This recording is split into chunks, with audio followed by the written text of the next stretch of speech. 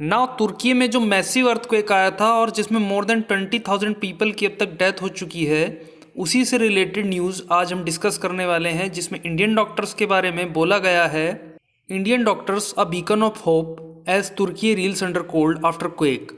इसी हेडलाइन से वोकेबलरी से रिलेटेड दो टर्म्स निकल करके सामने आती हैं, जिनमें पहली है बीकन और दूसरी है रील अंडर। दोनों को वन बाय वन डिटेल में डिस्कस करेंगे।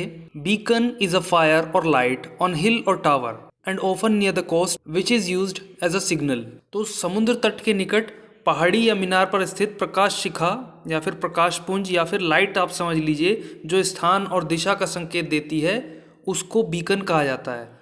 अगर सेंटेंस में इसका मीनिंग देखें तो उसके लिए बीकन ऑफ होप को एक साथ समझना होगा।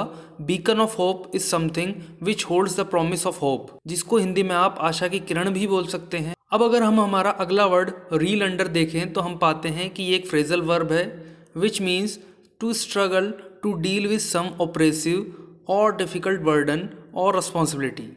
हिंदी में अगर बात की जाए तो इसका अर्थ होता है मुश्किल परिस्थिति से उभरने का प्रयास करना। आइए अब हेडलाइन को फिर से समझते हैं, जिसका मतलब हो जाएगा भूकंप के बाद ठंड से उभरने का प्रयास करते तुर्की के लिए भारतीय डॉक्टर उम्मीद की किरण।